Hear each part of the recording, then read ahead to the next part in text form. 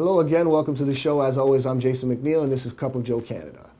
Now today on the show, we're going to talk about something that's trending worldwide. That's the coronavirus. Just got a new name. It's COVID-19. Now I didn't know this, but it's a little interesting tidbit. They changed the naming, the philosophy behind naming diseases in 2015, because they don't want to marginalize any specific area, specific group of people, specific animals, anything like that. Now, this kind of makes sense considering, I don't know if you're aware, but when swine flu happened, they ordered the slaughter of 300,000 pigs in Egypt, and they didn't even have swine flu in Egypt. But this is the reaction. The pigs are bringing the disease, we're killing all the pigs. So people are like, okay, we don't want overreactions like that. And specifically when diseases come from certain areas, maybe they don't want to marginalize communities or certain cultures or groups of people. Now, here's the funny thing, I think, is that none of the sort of criteria about naming the disease has to actually do with the safest course of action or security, right? Like, this is just, okay, we don't want to marginalize people. We don't want anyone to be offended. Fair enough. As long as you're keeping everyone safe, that stuff is all fine. So my thing with the coronavirus is I feel like there's an interesting dichotomy, right? There's a portion of the news that's trying to scare the hell out of you. It's trying to make you very, very nervous. This thing is coming to get you. I saw the New York Times report. Experts say it could affect 60% of the Earth's population. So you're talking about 3.8 billion people could get this coronavirus. But then again, it could just taper off and be stemmed out next month. Who knows? So here's the thing. You have one portion that's trying to scare you, and you have another portion of the media that's saying, listen, if you display any sort of fear or apprehension, it's racist. You're being culturally insensitive. Again, to me, I'm not really concerned about that. I don't think you should be racist. I don't think you should act racist. But at the end of the day, what you do for your safety and security is your business, and don't let anyone tell you otherwise. So you do what you think is going to keep you safe. Having said that, let's talk about this virus, okay? It took me a long time to find the symptoms. After it was announced that this thing was a problem, I'm looking for symptoms. It says flu-like, flu-like, flu-like. Finally, after a few days, I did find symptoms. Literally just like trouble breathing, you have a cough, respiratory things. It's less severe than SARS.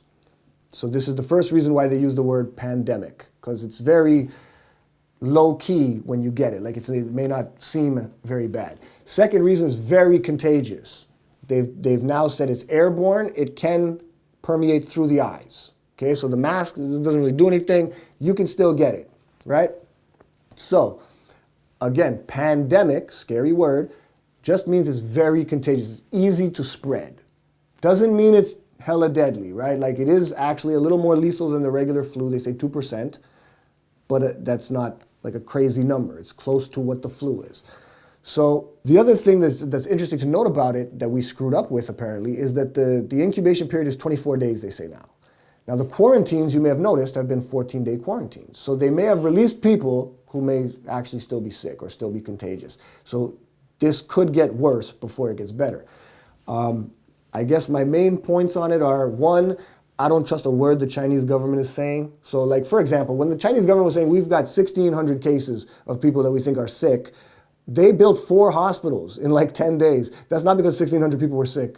There's a lot of people sick. They quarantined the whole city, right? This is not a small thing. This isn't, there's a few cases. It's a big deal, and they didn't want you to know how big of a deal it was. At the same time, you can't believe everything you see on social media, right? First or second day, there was I think it was a doctor or a nurse put out a thing saying there's 90,000 people sick. The government says 1,500 or something like that. There's 90,000. I don't know if I can believe that. So it's probably somewhere in the middle. But what I will say is it's very difficult to find any accurate information about this thing. So the bottom line is they're making people confused and scared. I say don't be too scared. If you get sick, do go to the doctor, get yourself checked out. Don't go to work if you're sick. Don't go around babies or elderly people if you're sick. Just take care of yourself. Wash your hands. Stay away from, people that have a cold or are sick. That's all you can do. I don't panic. Don't get all out of control. Just relax. If you want to panic, don't say that I told you not to. Panic. You know what I mean? If you want to wear a mask, wear a mask. These type of things. It's up to you. Just make sure that you feel comfortable and you're safe. Other than that, just keep your eye on the news. I expect to see a big, big, big jump in the numbers probably soon because of the quarantine thing. That's my take on it. Love to know what you guys think, how you guys feel about it. Do you think it's going to be a big deal, big issue? Do you feel like the media is trying to scare people? Have you noticed people panicking? Do you think people are really scared?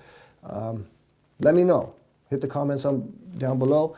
And don't forget to hit subscribe, share the video, and give me a like, thumbs up.